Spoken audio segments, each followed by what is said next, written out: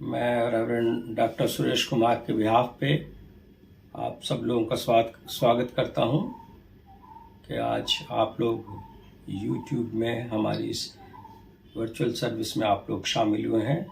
आइए हम परमेश्वर का धन्यवाद करेंगे और इबादत के शुरू में हम प्रार्थना करेंगे। सर्वशक्तिमान दयालु दयामय ईश्वर प्रभु जी, आपके चरणों में आकर धन्यवाद करते हैं आज की इस सुहानी सुबह के लिए, रात भर की सलामती के लिए, मीठी नींद के लिए प्रभु जी, और ख़ासकर हमारे जीवन में नया दिन और देने के लिए प्रभु जी। जबकि पूरा संसार और भारत इस महामारी से पीड़ित है, लेकिन आपने हमें जिंदों की ज़मीन पर सही सलामती से रखा है। इसके लिए प्रभु जी हम आपका शुक्रगुजार हैं। प्रभु जी हम धन्यवाद देते हैं आज की इस बात के लिए कि आपने अद्भुत रीति से YouTube पर एकत्रित होने का आज हमें मौका दिया। हम तमाम उन लोगों के लिए प्रार्थना करते हैं प्रभु जी जो कि आज हमारी इस YouTube पर इस सर्विस को शेयर कर रहे हैं, उन सबके साथ हों। हर एक को प्रभु जी आशीषित करें और अपनी इस बात को आपके हाथों में सौंपते हैं कि हमारी इस बात में जो भी वचन का पढ़ना सुनना, भजन का गाना बजाना होता है, सब आपके सामने ग्रहण योग्य हो। आपके नाम से मांगते हैं, सुनिए और ग्रहण करें, आमीन। आइए अपनी इस आज की इस बात में हम शुरू में गाएंगे गीत।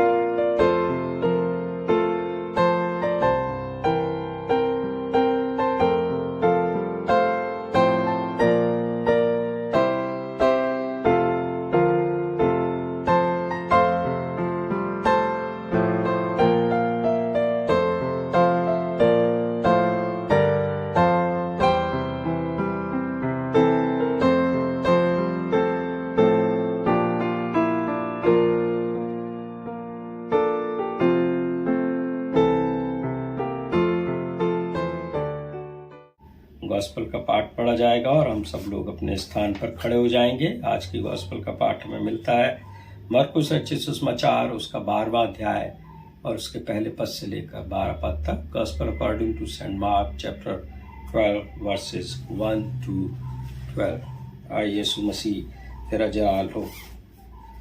फिर वह दृष्टांतों में उनसे बातें करने लगा कि किसी मनुष्य ने दाख की बारी लगाई और उसके चारों ओर बाड़ा बांधा और रस का कुंड खोदा और गुम्मट बनाया और किसानों को उसको ठेका देकर परदेश चला गया। और फिर फल के मौसम में उसने किसानों के पास एक दास को भेजा, किसानों से दाख की बारी के फलों का भाग ले, पर उन्होंने उसे पकड़कर पीटा और छूछे हाथ लौटा दिया। फिर उसने एक और दास को उनके पास भेजा, उन्होंने उसका सिर फोड़ डाला और उसका अपमान किया। और फिर उसने एक और को भेजा और उन्होंने उसे मार डाला। तब उसने और बहुतों को भेजा और उनमें से उन्होंने कुछ को पीटा और कुछ को मार डाला। अब एक ही रह गया था, उसका प्रिय पुत्र। अंत में उसने उसे भी उसके पास यह सोचकर भेजा कि वे मेरे पुत्र का आदर करेंगे। पर उन किसानों ने आपस में कहा, यही तो वारिस है, आओ हम इसे मार डालें, तब मीरास हमारी हो जाएगी। और उन्होंने उसे पकड़कर मार डाला और दाख की बारी के बाहर फेंक दिया। इसलिए दाख की बारी का स्वामी क्या करेगा? वह आकर उन किसानों का नाश करेगा और दाख की बारी दूसरों को दे देगा। क्या तुमने पवित्र शास्त्र में यह वचन नहीं पढ़ा? जिस पत्थर को राजमिस्त्रियों ने निकम्मा ठहराया था, वह कोने का सिरा हो गया। यह प्रभु की ओर से हुआ और हमारी दृष्टि में अद्भुत है। तब उन्होंने उसे पकड़ना चाहा, क्योंकि वो समझ गए थे कि उसने हमारे विरोध में यह दृष्टांत कहा है, पर वे लोगों से डरे और उसे छोड़कर चले गए। यह मसीह की इंजील है। यीशु मसीह की प्रीतम जीत हो। आमीन। अभी समय होगा कि आज के वचन सुनने के लिए, और आज हमारे बीच में वचन लेकर आ रही हैं रेवरेंड मिसेस शर्ली लाल।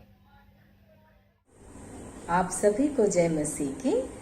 आज ईस्टर के पूर्व दूसरा रविवार है और आज के ध्यान का जो हमारा विषय है वो है परमेश्वर का ज्ञान और परमेश्वर की सामर्थ क्रूस की निर्बलता और मूर्खता में जाहिर होती है। Today is the second Sunday before Easter, and the theme for our meditation this morning is the wisdom and power of God are most clearly revealed in the weakness and foolishness of the cross. परमेश्वर के वचन पर ध्यान करें। इससे पहले आइए हम प्रार्थना करें। प्रभु हमारे जीवित सर्वशक्तिमान ईश्वर पिताजी, आज के इस धन्य दिवस पर जब अब आपके सम्मुख आए हैं, प्रार्थना किया चाहते हैं प्रभु जी कि आप हमारे मनों को और हमारे दिलों को आप खोल दीजिए। प्रभु जी, आप हमसे अपने वचन के द्वारा बातचीत कीजिए और प्रभु हमारी सहायता करिए, ताकि हम न सिर्फ आपके वचन को सुनने वाले हों, पर उसे समझकर अपने जीवन में ग्रहण करने वाले हो सके, ताकि हमारे जीवन आपको पसंद आए। मैं अपने आप को भी प्रभु आपके हाथों में सौंप देती हूँ और इस प्रार्थना को हम मांग लेते हैं अपने जीवित उद्धारकर्ता प्रभु यीशु के नाम से, आमीन। हम अक्सर ऐसा सुनते हैं कि किसी ने अपना घर या जमीन किराए पर दी और फिर किराएदारों ने उस पर कब्जा कर लिया और फिर या तो वो घर उनके हाथ से गया या फिर सालों साल तक कोर्ट में केस चला। प्रभु यीशु आज मरकुस की इंजील उसके 12वें अध्याय की 1 से 12 आयतों में एक इसी ही प्रकार का दृष्टांत हमें बता रहे हैं। और इस दृष्टांत में एक दाख की बारी का मालिक है, इसमें कुछ किसान हैं, कुछ दास हैं और मालिक का पुत्र है। और इस दृष्टांत में प्रभु यीशु हमसे क्या कहना चाहते हैं, इस पर हम कुछ समय ध्यान करेंगे। सबसे पहली बात जो हम यहाँ पर देखते हैं, पहली आयत में लिखा है, किसी मनुष्य ने दाख की बारी लगाई और उसके चारों ओर बाड़ा बांधा और रस का कुंड खोदा और गुम्मट बनाया और किसानों को उसका ठेका देकर परदेश चला गया। कई बार जब लोगों के पास अधिक धन हो जाता है तो वो उसे किसी प्रॉपर्टी में या फार्म हाउस में इन्वेस्ट करते हैं, लेकिन जरूरी नहीं है कि उनकी दिलचस्पी उसमें हो। कई बार लोग सिर्फ इन्वेस्ट करते हैं और फिर उसको ध्यान नहीं देते हैं, उसको मेंटेन नहीं करते हैं और वो जगह उजाड़ हो जाती है। परंतु ये दृष्टांत जो हम यहाँ पर देखते हैं, यहाँ ऐसा नहीं है। यहाँ पर लिखा है कि जो व्यक्ति है उसने एक दाख की बारी लगवाई नहीं है, उसने अपने आप लगाई। और फिर लिखा है उसकी चारों ओर उसने बाड़ा बांधा, he put a fence around it and then he dug a pit for the wine press, उसने रस का कुंड खोदा, he built a tower, उसने गुम्मट बनाया। और जब उसे कहीं बाहर जाना पड़ा, अवश्य था, तब उसने किसानों को उसकी देखभाल करने के लिए रखा। He entrusted the responsibility to the tenants to take care of it. Here we find the owner was interested in what he invested in. जिस बात के लिए, जिस दाख की बारी पर उसने अपना धन, अपना मेहनत, अपना समय लगाया था, उसे अपनी दाख की बारी से लगाव था और इसलिए उसने हर एक बात का इंतजाम किया था। उसने पानी का इंतजाम किया, उसने उसकी सुरक्षा का इंतजाम किया और यहाँ तक कि अपनी एब्सेंस में उसकी देखभाल करने के लिए उसने किसानों का भी इंतजाम किया। He loved his vineyard. उसे अपनी दाख की बारी से प्रेम था। और इस दृष्टांत में यहाँ दाख की बारी का जो मालिक है वो तो परमेश्वर है, और जो इस्राएल कौम है या उससे भी बढ़कर जो समस्त संसार है वो दाख की बारी है। When we compare this allegory used by Jesus, we understand that the owner of the vineyard is God himself, and the entire universe is God's vineyard. And we find that God loves his creation. He is interested in each and everything of his creation, and he makes all provision for sustenance and protection of his creation. परमेश्वर अपने समस्त संसार से बहुत प्रेम रखते हैं और वो चाहते हैं कि वो इस संसार को सुरक्षित रखें। And he has placed you and me as the steward, as the caretaker of his creation. परमेश्वर ने मुझे और आपको इस पूरी सृष्टि की देखभाल करने की जिम्मेदारी दी है। God loves his creation. यहाँ पर दाख की बारी का जो मालिक है उसे अपनी दाख की बारी से लगाव है और उसकी सारी जिम्मेदारी, उसका जो सारा इंतजाम है वो उसने किया है। दूसरी बात हम देखते हैं कि ना सिर्फ उसने अपनी दाख की बारी पर मेहनत की है, उसका जतन किया है, लेकिन वो उससे फल की अपेक्षा भी रखता है। दूसरी आयत में देखते हैं, यहाँ लिखा है, फिर फल के मौसम में उसने किसानों के पास एक दास को भेजा कि किसानों से दाख की बारी के फलों का भाग ले। जब मौसम आया तब उसने अपने दास को भेजा ताकि वो उसका फल पा सके। The owner knows the potential and quality of the vineyard. जो दाख की बारी का मालिक है उसे अपनी दाख की बारी की जो सक्षमता है उसे उसका अंदाज है, उसे पता है और वो उसका फल पाने के लिए सारा प्रयास करता है। It is written 3 times here that he sent his servant.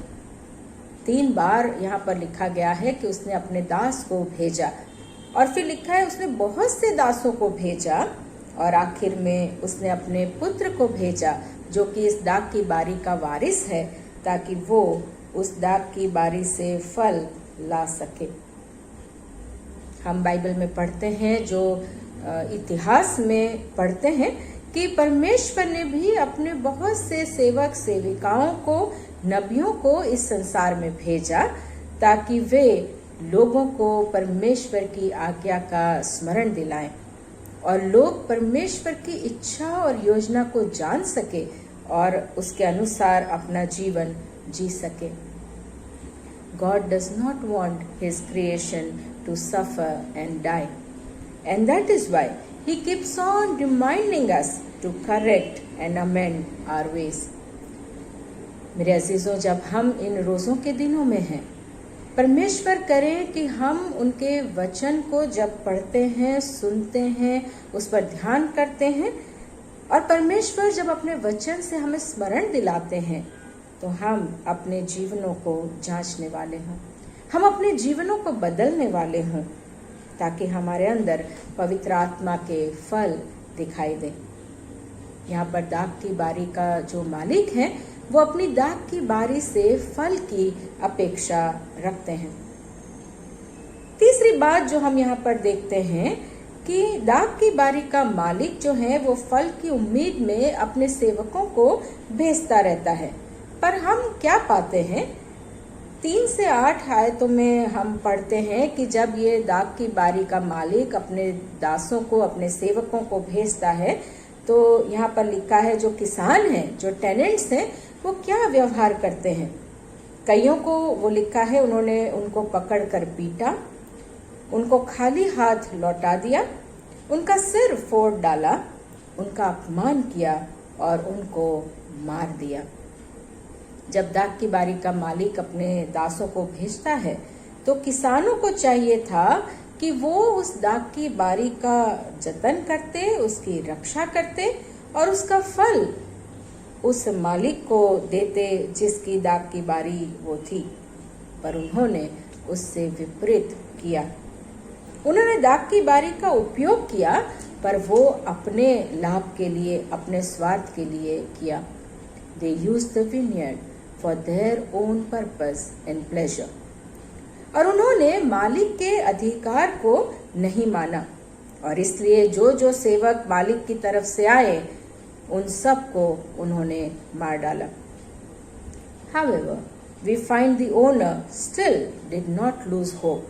उसने उम्मीद नहीं छोड़ी, but patiently kept on sending his servants. उसने धीरज रखकर अपने सेवकों को भेजता रहा ताकि वो उस दाख की बारी से फल पा सकें। उसने उम्मीद नहीं छोड़ी। अगर हम जाने कि किसी बात से या किसी जगह से या किसी वस्तु से अपने बच्चों को खतरा है तो हम उस जगह से या उस बात से अपने बच्चों को दूर रखने का प्रयास करेंगे। आजकल जब कोरोना वायरस की महामारी फैली हुई है और हम जानते हैं कि हमारे बच्चे बाहर सुरक्षित नहीं रहेंगे तो हम पूरा प्रयास करते हैं ताकि वे घर के अंदर रहें। हम उन्हें बाहर जाने से रोकते हैं, उन्हें बचाने का प्रयास करते हैं। परंतु इस दृष्टांत में हम ये देखते हैं कि ये जानते हुए भी कि किसानों ने उन सारे सेवकों के साथ जिसे मालिक ने भेजा था दुर्व्यवहार किया है। ये मालिक अपने इकलौते पुत्र को उनके पास भेजता है और जब अपने पुत्र को वो भेजता है तो किसान क्या सोचते हैं, वो 7वीं आयत में लिखा है, वो कहते हैं अरे ये तो वारिस है, इसे मार डालते हैं ताकि दाख की बारी हमेशा के लिए हमारी हो जाए। और वो उसे पकड़कर मार डालते हैं।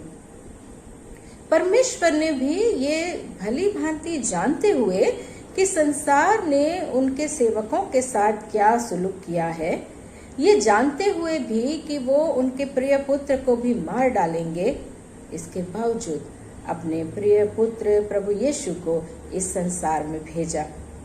वे अपने संसार से, अपनी सृष्टि से, मुझसे और आपसे इतना अधिक प्रेम करते हैं कि उन्होंने हमारे लिए अपने प्रिय पुत्र का बलिदान कर दिया।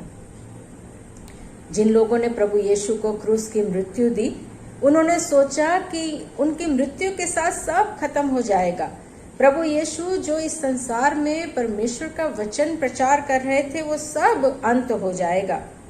और आज भी बहुत से ऐसे लोगों को ये बात मूर्खता जान पड़ती है, क्योंकि आमतौर पर हम ये मानते हैं कि विजय तभी मिलती है जब कोई हारता है।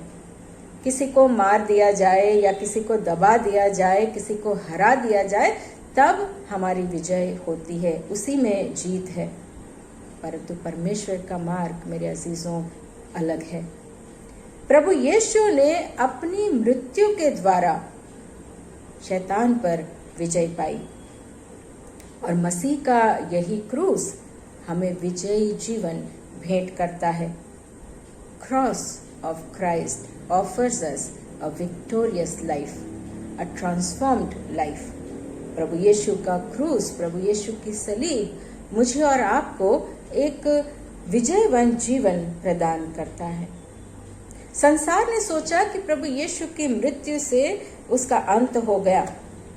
उनको ये बात मूर्खता जान पड़ी कि कोई किसी के लिए अपनी जान कैसे दे सकता है। परंतु परमेश्वर की दृष्टि में ये संसार का मृत्यु जीवन का अंत नहीं, पर अनंत जीवन की शुरुआत है। तभी तो संत पौलुस कहते हैं, मेरे लिए जीना मसीह और मरना लाभ है। For me to live is Christ and to die is gain. सन 18वीं सदी में एक जर्मन चित्रकार थे जो एक छोटी सी लड़की का पोर्ट्रेट बना रहे थे। और जब वो चित्र खत्म हो गया और वो लड़की उनकी आर्ट गैलरी में घूमकर उनके बाकी चित्रों को देख रही थी, और वो एक चित्र के पास आई जिसमें प्रभु यीशु को क्रूस पर लटकाया गया था। उस चित्र को उसने देखा, प्रभु यीशु को क्रूस पर लटके हुए, और इस लड़की ने कहा कि ये बहुत ही खराब व्यक्ति होगा, बहुत ही बुरा व्यक्ति होगा जिसके लिए उसे क्रूस पर लटकाया गया है। चित्रकार ने कहा, ऐसा नहीं है, ये तो इस संसार का सबसे अच्छा मनुष्य था और उसने समस्त मनुष्यों के पापों के लिए अपनी जान दे दी। और इस लड़की ने उस चित्रकार से पूछा, क्या वे आपके पापों के लिए भी मरा? और इस प्रश्न ने इस चित्रकार के दिल को झंझोड़ दिया, और जितना वो उस पर अधिक सोचता गया उसका जीवन बदल गया। और फिर उसने उस चित्र के नीचे लिखा, मैंने तुम्हारे लिए यह किया, तुमने मेरे लिए क्या किया? I did all this for you. What did you do for me?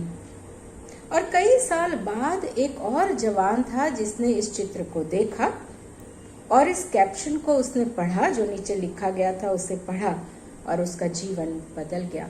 और वे व्यक्ति निकोलस था, जो मोरेवियन लोगों के बीच में एक प्रचारक बना, एक मिशनरी बना, और बहुत से लोगों ने उद्धार पाया। इतिहास गवाह है कि बहुत से ऐसे मिशनरी, ऐसे जो प्रचारक हैं जिनको सताया गया, जिन्हें पीटा गया, जिनको मार डाला गया, लेकिन उसके परिणाम स्वरूप उसी जगह के, उसी कम्युनिटी के बहुत से लोगों ने प्रभु यीशु को जाना, उन्होंने जीवन में उद्धार पाया। प्रभु यीशु के क्रूस की मृत्यु, हो सकता है संसार को लगे कि ये मूर्खता है, पर मेरे अजीजों उसी में सामर्थ है। हम मसीहियों के लिए उसी में सामर्थ है, उसी में पावर है, उसी में ज्ञान और बुद्धि है। संत पौलुस कहते हैं पहला कुरिन्थियों उसका पहला अध्याय और उसकी 18 आयत में, क्योंकि क्रूस की कथा नाश होने वालों के लिए मूर्खता है, परंतु हम उद्धार पाने वालों के लिए परमेश्वर की सामर्थ है। For the word of the cross is folly to those who are perishing, but to us who are being saved, it is the power of God. परमेश्वर करें कि जब हम इन रोज़ों के दिनों में परमेश्वर की क्रूस की ओर ध्यान करते हैं, तो हम स्मरण करें कि परमेश्वर ने अपने प्रिय पुत्र को भेजा ताकि उनकी मृत्यु के द्वारा मैं और आप जीवन पाएं। और ये जीवन एक सामर्थ की जीवन है, ये जीवन एक अनंत जीवन का जीवन है, ये जीवन एक खुशियों का और एक बहुतायत का जीवन है। परमेश्वर चाहते हैं कि मैं और आप अपने जीवनों से अधिक फल लाएं, और उसे पाने के लिए परमेश्वर ने अपने प्रिय पुत्र को भेज दिया। प्रभु यीशु ने सलीब पर अपनी जान दे दी ताकि मैं और आप जीवन पाएं। क्रूस की कथा, क्रूस की मृत्यु संसार के लिए मूर्खता है, परंतु मैं और आप जो उद्धार पाए हैं उनके लिए परमेश्वर की सामर्थ है। और यदि हम परमेश्वर पर, प्रभु यीशु पर विश्वास रखते हैं, तो हम ये ध्यान रखें, ये जान लें कि जब हम उनके वचन का प्रयास करते हैं तो हम भी उन्हीं की तरह संसार में दुख उठाएंगे, सताए जाएंगे, मार डाले जाएंगे, पर उस मृत्यु के द्वारा परमेश्वर की सामर्थ कार्य करती है और बहुत से लोग प्रभु यीशु में उद्धार पाते हैं। प्रभु हम सभी को आशीष दें, आमीन। हम रेवरेंड मिसेस शर्ली लाल का धन्यवाद करते हैं उनके इंस्पिरेशनल और थॉट प्रोवोकिंग संदेश के लिए जो कि उन्होंने आज हमें दिया। Thank you reverend Mrs Shirley Lal. आइए हम अपने विश्वास वचन को दोहराएंगे जो कि अशारा बानी की पुस्तक में प्रश्न के साथ सेक्शन नंबर 14, और हम सब लोग खड़े रहेंगे हमें खुदा कादिर मुतलक बाप पर ईमान रखते हैं। वो आसमान और ज़मीन और सब देखी और अनदेखी चीज़ों का खालिक है। हमें खुदावंद यीशु मसीह पर ईमान रखते हैं जो खुदा का इकलौता बेटा है। वह अज़ल से बाप से मौलूद, खुदा से खुदा, नूर से नूर, हकीकी खुदा से हकीकी खुदा, मसलू नहीं बल्कि मौलूद है। उसका और बाप का एक ही जौहर है। उसके वसीले से कुल चीज़ें बनी। वो हम इंसानों के लिए और हमारी निजात के वास्ते आसमान पर से उतारा है। रूल कुदुस की कुदरत से कुंवारी मरियम से मुजस्सम हुआ और इंसान बना। 35 पिलातूस के ऐद में हमारे लिए मसलूब हुआ। उसने दुख उठाया, मर गया और दफन हुआ और तीसरे दिन पाक नविश्तों के बामुजिब जी उठा, आसमान पर चढ़ गया और बाप के दाहिने बैठा है। वह जलाल के साथ जिंदा और मुर्दों की हिदायत के लिए फिर आएगा और उसकी सल्तनत कभी ख़त्म न होगी। हम रूल कुदुस पर ईमान रखते हैं। वो खुदावंद है और ज़िंदगी बख्शने वाला है। वह बाप और बेटे है, सादिर है। उसकी बाप और बेटे के साथ परस्तिश ताज़ीम होती है। वो नबियों की ज़बानी बोला। हम एक पाक कैथलिक और रसूली कलीसिया पर ईमान रखते हैं। हम एक बपतिस्मे का जो गुनाहों की मुआफ़ी के लिए इकरार करते हैं और मुर्दों की क़यामत और आइंदा जहान के हयात का इंतज़ार करते हैं। आमीन। अब आप सब लोग बैठ सकते हैं। इंटरसेसरी प्रेयर्स पर हित निवेदन। सेक्शन 16 सिफारिशी दुआएं। आइए हम सब इंसानों के लिए दुआ करें और अपनी दुआओं को खुदावंद यीशु मसीह की दायमी सिफारिश के साथ पेश करें।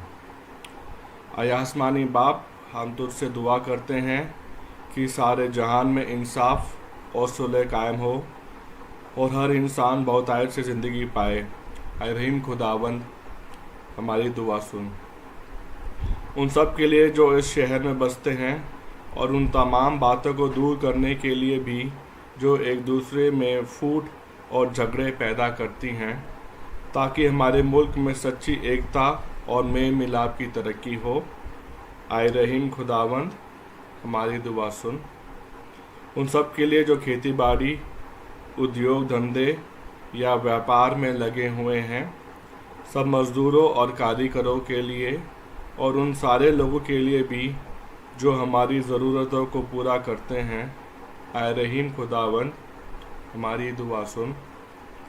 तमाम उस्तादों, पढ़ने वालों, साइंसदानों, लेखकों, हुनरमंदों और उन सब के लिए भी जो दूसरों लोगों के दिलो दिमाग पर असर डालते हैं। आए रहीम खुदावंद, हमारी दुआ सुन।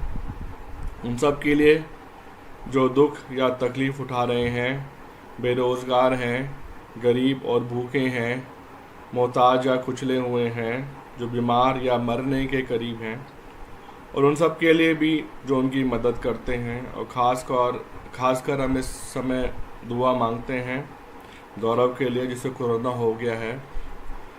हम दुआ मांगते हैं कि आप गौरव को छूइए, उसे शिफा दीजिए और अपनी सेवा के लिए इस्तेमाल कीजिए। रहीम खुदावंद, हमारी दुआ सुन।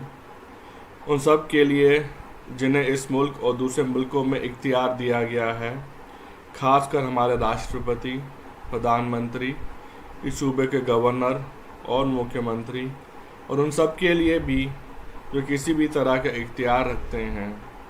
रहीम खुदावंद, हमारी दुआ सुन। इस मुल्क में तेरी तमाम कलीसियाओं के लिए, उसकी कौंसलों और रहनुमाओं के लिए, खासकर हमारे मॉडरेटर, दक्षिण भारत के कलीसिया के मॉडरेटर और मार्थोमा कलीसिया के मेट्रोपॉलिटन, हमारे बिशप और तेरी कलीसिया के तमाम दीगर खादिमों के लिए, स्पेशली रेवेरेंड डॉक्टर सुरेश, रेवेरेंड रोज़, रेवेरेंड शलीलाल, हमारे प्रेस्बिटर्स, कि वो अपनी खिदमत को वफादारी से बजा लाएं। रहीम खुदावंद, हमारी दुआ सुन। यह बख्श कि तेरे उन तमाम लोगों के साथ जिन्होंने वफादारी से इस दुनिया में तेरी खिदमत की है, हम भी तेरी बादशाही की अब्दी खुशी में शरीक हो। रहीम खुदावंद, हमारी दुआ सुन। आय आसमानी बाप, अपने बादशाह जल्ला और हमारी इन दुआओं को कबूल फरमा, जो हम तेरे बेटे अपने खुदावंद और मुंजी यीशु मसीह के नाम के वसीले से पेश करते हैं। आमीन। मैं रेवरेंड डॉक्टर सुरेश कुमार के बिहाफ पे आज आप सब लोगों का स्वागत करता हूं, जो कि YouTube में हमारी सर्विस में है। हमें क्योंकि गौरव पादी साहब का जो बड़ा बेटा है, उनका कोरोना पॉजिटिव आ गया और उनको होम क्वारंटाइन के लिए बोला गया है, लेकिन अभी उसकी कंडीशन स्टेबल है और इसकी वजह से हमें आज की सर्विस को जो फिज़िकल होती थी हमारी, उसको डिसकंटिन्यू करके हमने यूट्यूब पर डाला है। और कृपया ध्यान रखें कि जो हमारी बुधवार की वेडनेसडे की इवनिंग सर्विस होगी वो अभी कैंसिल है, और अगर पॉसिबल हो सका तो उसको ऑनलाइन डाल सकेंगे। पाम संडे के सर्विस के लिए भी अभी डिसीज़न जो है हमारा 26 तारीख तक पादी साहब आप सब लोगों को सूचित कर देंगे। मैं व्हाट्सएप पर कृपया करके आप देखते रहें। होली वीक की जो हमारी इबादत होनी है उसके लिए भी, और गुड फ्राइडे, ईस्टर सर्विस, उसके लिए भी हमें इंतज़ार करना पड़ेगा कि जो भी कुछ हमारा पास्टेट कमेटी का डिसीज़न होगा वो आप लोगों तक पहुंचा दिया जाएगा। मेंबर्स जो हैं जो अपनी मेंबरशिप देना मांगते हैं, कृपया करके इस हफ्ते में, आने वाले हफ्ते में ना आए, क्योंकि ऑफिस को फॉर द टाइम बीइंग बंद कर दिया गया है। और अगर किसी को भी किसी भी प्रकार की अगर कोई सर्विसेज की या इमरजेंसी की ज़रूरत होती है तो बेहिचक आप रेवरेंड डॉक्टर सुरेश कुमार को कांटेक्ट करें। जो पास्टरल सर्विसेज हैं वो आपको दी जाएंगी, और हम बीमारों के लिए प्रार्थना करते रहें, खासकर रेवरेंड सुनील गजन के लिए, उदिता जो कि रेवरेंड स्टीफन की बेटी हैं उनके लिए, अंजन मुखर्जी के लिए, पादी साहब के बेटे गौरव के लिए, और स्मिता के लिए जो हमारे चर्च की मेंबर है और कैंसर से पीड़ित हैं। इन सब के लिए हम रेगुलर अपने घरों में सबके लिए प्रार्थना करते रहें। और कृपया करके जो गवर्नमेंट की इंस्ट्रक्शंस हैं कोरोना के लिए उसको हम फॉलो करते रहें। सोशल डिस्टेंस मेंटेन करें, सैनिटाइज़र वगैरह का यूज़ करते रहें, और भीड़ भाड़ से हम लोग बचें। इन सब चीज़ों का हम अपने जीवन में ध्यान रखें। Thank you. और बात के अंत में हम गाएंगे गीत। इस गाने के बीच में हम अपनी ऑफरिंग जो है चर्च से जो लिफाफे दिए गए हैं उसमें हम डाल सकते हैं, और जब हमारी सर्विस रिज्यूम होगी तब आप लाकर हमारे ऑफरिंग बैग में जो आज ऑफरिंग आप कलेक्ट करेंगे वो डाल सकते हैं।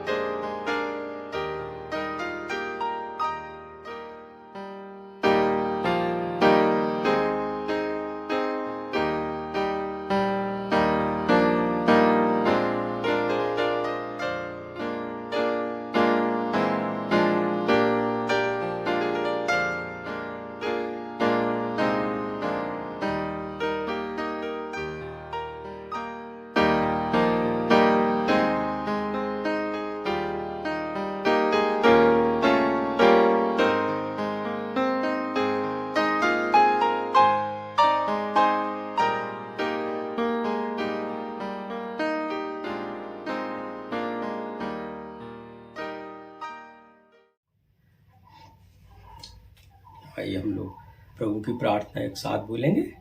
आए हमारे बाप, तू जो आसमान पर है, तेरा नाम पाक माना जाए, तेरी बादशाहत आए, तेरी मर्जी जैसी आसमान में पूरी होती है ज़मीन पर भी हो। हमारे रोज़ की रोटी आज हमें दे, हमारे कसूर को माफ़ कर क्योंकि हम भी अपने कसूर वालों को माफ़ करते हैं। हमें आजमाइश में न पड़ने दे बल्कि बुराई से बचा, क्योंकि बादशाही, कुदरत और जलाल हमेशा तेरा ही है। आमीन। आशीष वचन के लिए हम लोग अपने अपने स्थानों पर खड़े हो सकते हैं। खुदा का इत्मीनान जो समझ से बिल्कुल बाहर है, तुम्हारे दिलों और ख्याल और खुदा और उसके बेटे हमारे खुदावंद यीशु मसीह की पहचान और मोहब्बत में महफूज रखे। और कादिर मतलब खुदा बाप, खुदा बेटे और रूल कुदस की बरकत तुम पर हो और तुम्हारे साथ हमेशा रहे। आमीन।